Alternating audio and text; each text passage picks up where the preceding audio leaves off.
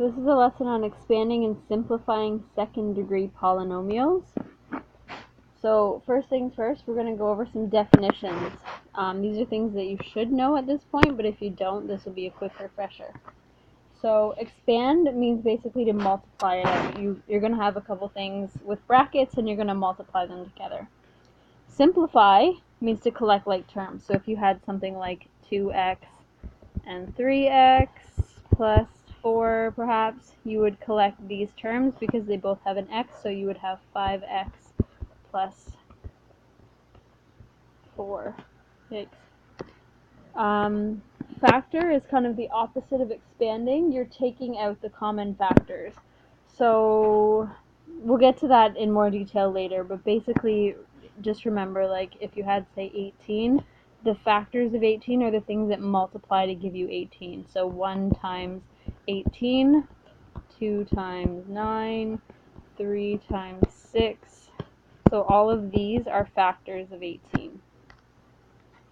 A polynomial is something with multiple terms. So a term is something that contains a variable or a constant or both.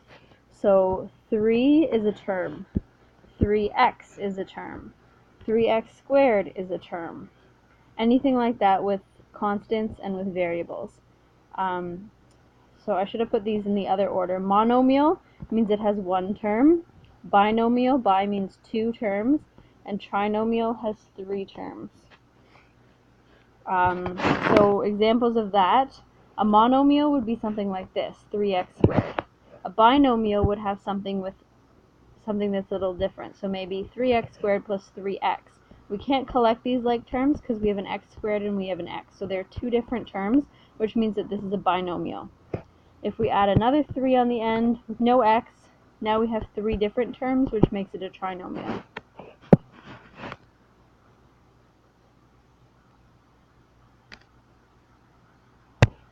So what is a second-degree polynomial? What that means is that the highest exponent on any of the variables is 2. And that makes it a quadratic relation. A quadratic, as you may have noticed from the first video that was an introduction to quadratics in the real world, it makes this really nice curve shape like this. Well, it's a little more even than that, but that's the best you're getting from me right now. And the highest exponent is 2, so basically you would have something like 3x squared minus 7x plus 4. The highest exponent, there's no variable here. The exponent on this x is just 1. The exponent on this is 2. So the highest exponent is 2. Quadratic, think about quad means a square, and you are squaring the variable here. So the standard form of a quadratic relation is ax squared plus bx plus c equals 0. Very similar in some ways to the standard form of a linear relation, which was ax plus by plus c equals 0. These we had all capital letters, and they were all integers, and a had to be positive. In quadratic relations, you're going to have something with an x squared, an x, and then a constant c. A can't be 0 because if a was 0, then that would make this whole term equal to 0, and you would just have bx plus c, which would actually be a linear relation. So keep that in mind. So a couple of examples of this. You could have a quadratic relation that looks like this. 4x squared plus 3x plus 2. That would be a quadratic, and that would be a second-degree polynomial. You could also have something like this. 4x squared plus 3x, also a quadratic. The highest exponent here, the highest degree is 2. Same thing.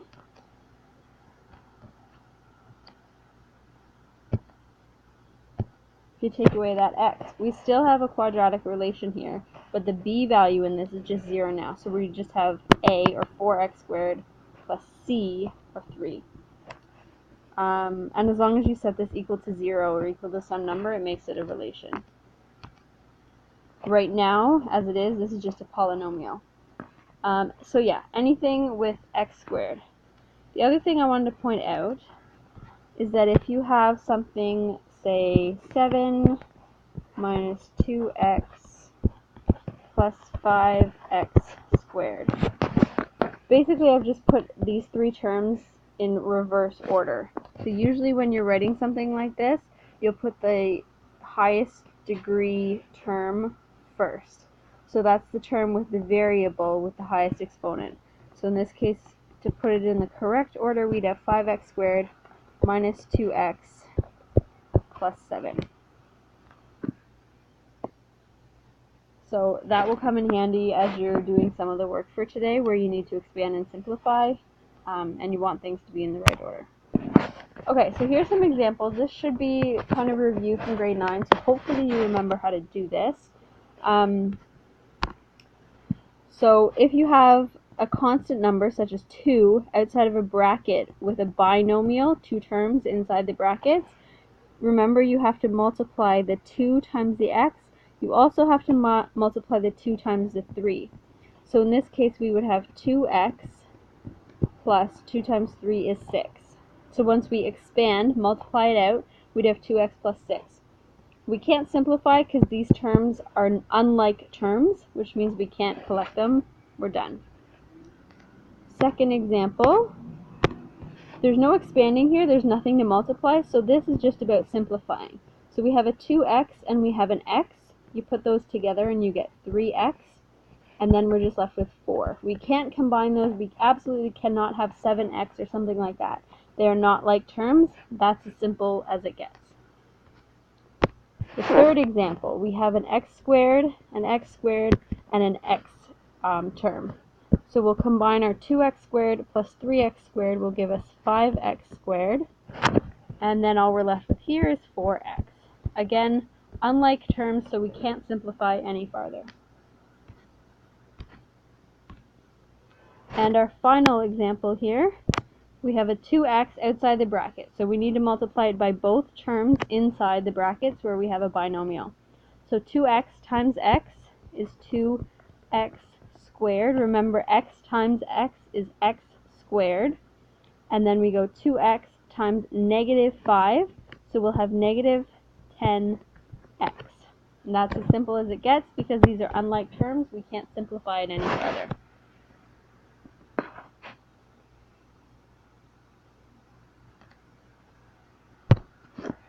Okay, a couple more examples here, some more expanding and simplifying.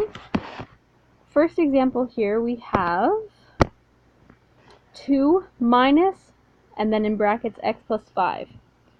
So in front of the brackets here, I'm just going to rewrite this slightly differently. We have a negative 1 outside the brackets where we have x plus 5. So this negative 1 has to be multiplied by both terms. So the 2 stays by itself for now, and we multiply negative 1 times x, so we'll get negative x. We multiply negative 1 times 5, so we'll get negative 5. Now we have 2 constant terms here, so we need to collect those. I'm going to put the variable first to keep everything in the right order. So we have negative x, and then 2 minus 5 is negative 3. So our final answer is negative x minus 3. Second example, again, we have a negative outside our brackets, which means that we have to multiply negative 1 by both of the terms inside.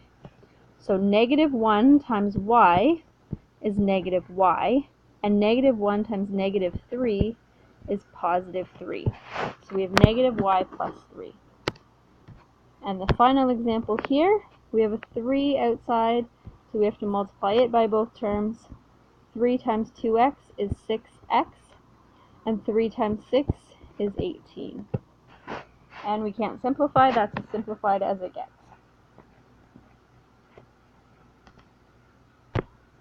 Okay, so now we're going to talk about how to expand binomials.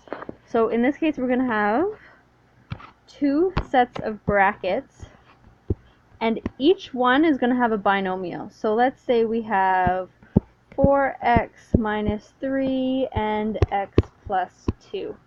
Binomial times a binomial.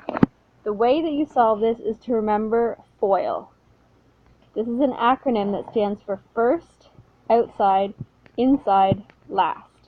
What that means is just like how you had to multiply if you had, say, 3 times 4x plus 3, and you have to multiply the 3 times both terms inside, both terms of the binomial. Well, in this case, if you have two binomials and you're multiplying them together, you first multiply the first terms. So the first term in each set of brackets. So 4x times x. Then you multiply the outside terms. So that means this one and this one. These are the outside ones. Then you multiply the inside terms. So that's this one and this one. So you would multiply your negative 3 by your x. And then you multiply the last term in each bracket. So negative 3, this one, times positive 2. It's a little confusing at this point, but once we go over some examples, you should catch on fairly quickly. So here's our first example, 2x plus 4 times x plus 3. So, FOIL over here, remember FOIL. We start with the first term in each binomial. So we're going to multiply 2x times x first. So 2x times x will give us 2x squared. Then we're going to multiply our outside terms. So that's the first one in this bracket and the last one in that bracket, because they're on the outside of the two binomials. So 2x times 3 will give us 6x. Then we'll multiply our inside terms. So that's this 4 and the x. So 4 times x is just 4x. And then our last term. So the last one in each binomial. So 4 times 3 is 12. We've now expanded our binomial, so now we have to simplify. The only two like terms we have here are these two. So I'll rewrite the 2x squared, then we'll add our 4 and our 6x and 4x, sorry. So we get 10x plus 12. That's as simplified as it gets, and now you notice this is a second degree polynomial, and it's in the form of a quadratic relation, if this is set equal to 0. So let's go over the second example here. First terms, x times x. So we will have x squared. Outside terms, x times 6 will be plus 6x. Inside terms, we have negative 1 and x. So negative 1 times x will give us negative x. And the last terms, negative 1 times 6 is negative 6. Collect our like terms, we'll have x squared. 6x minus x will be 5x minus 6.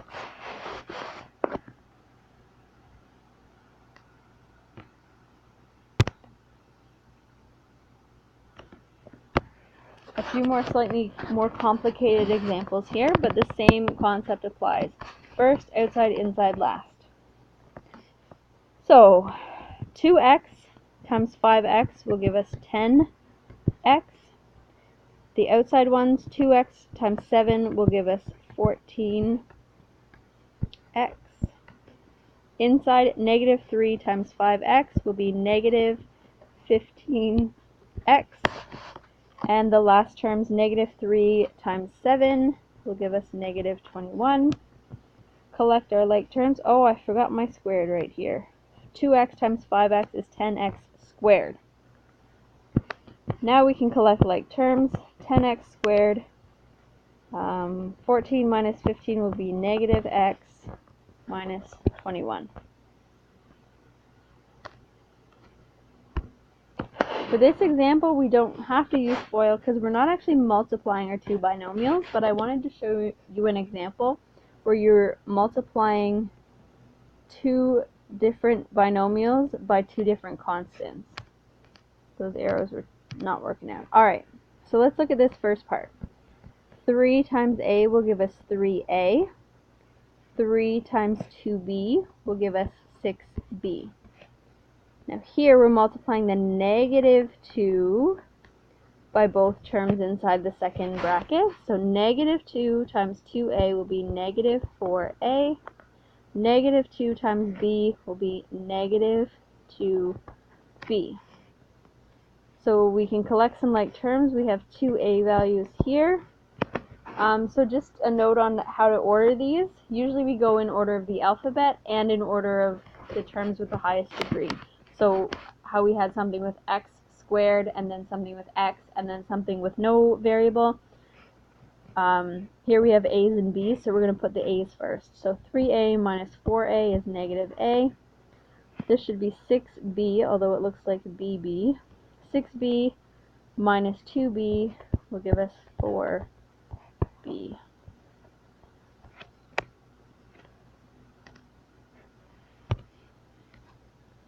few more examples here. Okay, so this is similar to what we've been doing before. There's two ways to solve ones like this where you have a binomial that is squared. The first way is to think of it as anything squared is just that thing times itself. So 2x plus 3 squared is 2x plus 3 times 2x plus 3. Then you can use FOIL and you will get 4x squared plus 6x plus 6x plus 9. Now notice the two terms in the middle here are the same. We'll come back to that in a minute. Once we simplify this, we have 4x squared, that should be squared,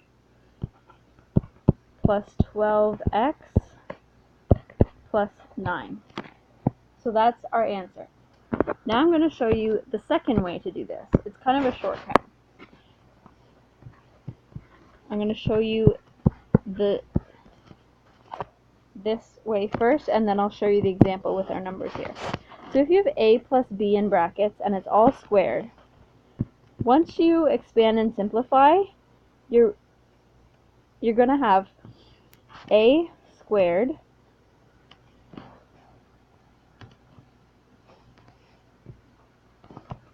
plus 2a times b plus b squared.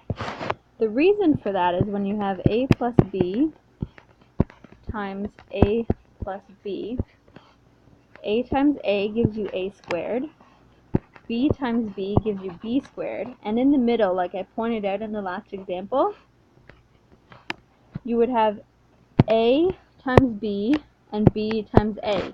So you would have ab and ba, which are the same thing. If you have two of the same thing, that's the same as 2ab or 2ba. That's where this comes from. So if we use that concept here, it saves us one little step in our expanding and simplifying. So you take the first term, 2x, and you square the entire thing. So 2x squared is 2x times 2x, which is 4x squared. Then you take the first term, multiply it by the second term, and multiply it by 2, because you end up with 2 of that answer. So 2x times 3 is 6x, but we need 2 of those, so we're going to have 12x. And then you square the second term. So 3 squared is 9. So we have exactly the same answer as we got the first time, but now we've skipped that middle step where we had 4x squared plus 6x plus 6x plus 9. We've skipped that middle step and we just got straight to the answer. So it's a kind of a shortcut. Alright, so let's go over this other example here. Now we have a constant term outside our binomial which is squared. So the key with this is to keep the constant until you've expanded your binomial. So 3x minus 2 all squared will give us 9x squared, because we've squared the first term, 3x. So the number gets squared and the variable also gets squared. Then we have 3x times negative 2. So that will give us negative 6x. But we need 2 of those again, so negative 12x.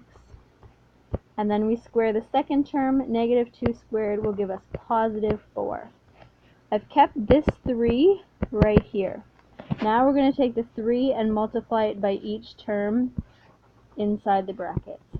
So 3 times 9x squared is 27x squared. 3 times negative 12x is negative 36x. And 3 times 4 is 12. If you were to solve this the other way, where you have 3 times 3x plus 2, minus 2, and 3x minus 2, and expanded it that way, you would end up with the same answer. Okay, a couple more examples. These are the most complicated examples I have for you today. Okay, here we have two binomials we're multiplying, plus we have a constant times a binomial. So this one's going to get long pretty quickly. So let's start with the binomials. 2x times x, the first term in each binomial. So we would get 2x squared. The outside terms, 2x times 3 would give us 6x. The inside terms, we would have 1 times x, which is just x. And the last terms, 1 times 3 is 3. So we've multiplied this out. We've expanded this. Next, we go 5 times x, 5x, and 5 times 3, which is 15. Collect like terms. So we have 2x squared, that's the only x squared term. Then we have 6x, x, and 5x. So that will give us 12x total. And then we have a 3 and a 15. So we will end up with plus 18. And that's our final answer. The final example. We have basically all the pieces that we've learned today all put together. Okay, two ways to solve this one as well. You can either multiply, you can either multiply the two binomials and then multiply by the 5, or you can multiply these two together and then multiply that in brackets times this binomial. You have a binomial times a binomial again. Either way, you will get the same answer. It doesn't matter which order you do them in because it's all multiplication. As long as you do this separate from this. And the other thing to note is that we have a negative in front of this binomial that is squared. So when you expand the 5x minus 2 and you square that, you have to make sure that you keep all those terms in brackets with a negative out front, and then multiply your negative 1 by each of the 3 terms that you're going to have in there. So let's do this. I'm thinking I'm going to multiply the two binomials together first. So I'm going to put my equal sign over here because there's a lot to write. I'm going to keep my 5 out, and then I'm going to multiply these binomials and keep them in brackets because this all has to be multiplied by 5. So 3x times 3x is 9x squared. 3x times 7 is 21x. Negative 7 times 3x is minus 21x. And negative 7 plus 7 is 49. All of that's in brackets, and all of that's multiplied by 5. Don't have enough space here, so I'm going to do something that's not very good mathematically, and I'm going to continue my thing on the next line. Try to make sure that when you're writing, you keep enough space on your page so that it all fits on one line. Alright, so I'm going to multiply this out, and I'm going to keep my negative in front of my brackets. So 5x squared will give me 25x squared. 5x times negative 2 is negative 10x. 2 of those is negative 20x. And negative 2 squared is 4. Now we have to expand the 5 times this term all in here in the brackets. What you'll notice here, we have a positive 21x and a negative 20x. 21x. So this goes to 0. So all we have left in the brackets here is 9x squared plus 49. So I'll go 5 times 9x squared will give me 45x squared. 5 times 49 will give me 245. Then I have to multiply this -1 by each of these terms in this trinomial in the brackets. So we'll have -25x squared plus 20x minus 4. Simplify this, we get 45x squared -25 plus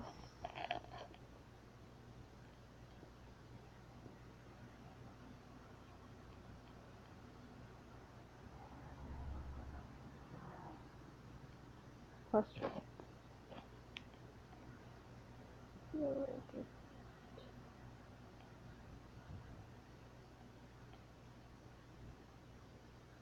I feel like I did something wrong here. Just give me a moment here.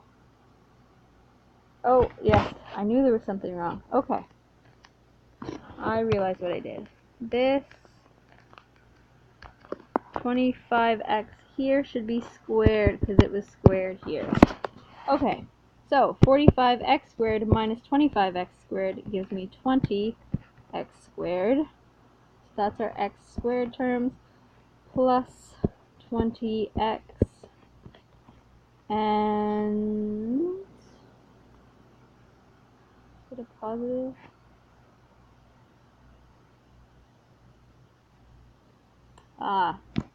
This example just went to disaster. I made a bunch of mistakes here. Okay, let's try this again.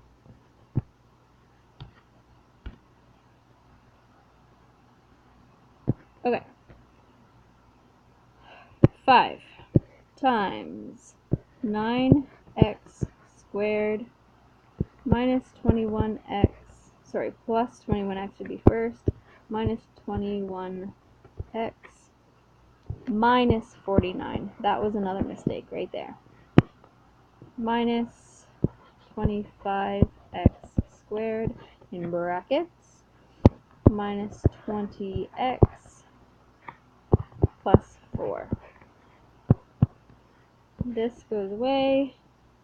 45x squared minus 245 minus 25x squared plus 20x minus 4. Alright, this is what the second line should have looked like if I was not so tired and paying a little more attention. Okay, this is why we check our work. Alright, 45 minus 25 is 20x squared. So that's these two terms. Our x, we only have 20x.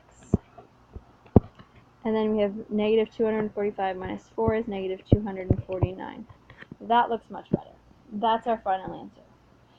As I said before, you could also multiply this out first, multiply that in brackets, so you'd have 15x minus 35, all in brackets, times 3x minus 7. You would end up with the same answer. Yeah, and again, make sure that this negative right here stays outside of all of this when you expand this term. Okay, sorry for the terrible example there, but it's done now. This is the correct answer.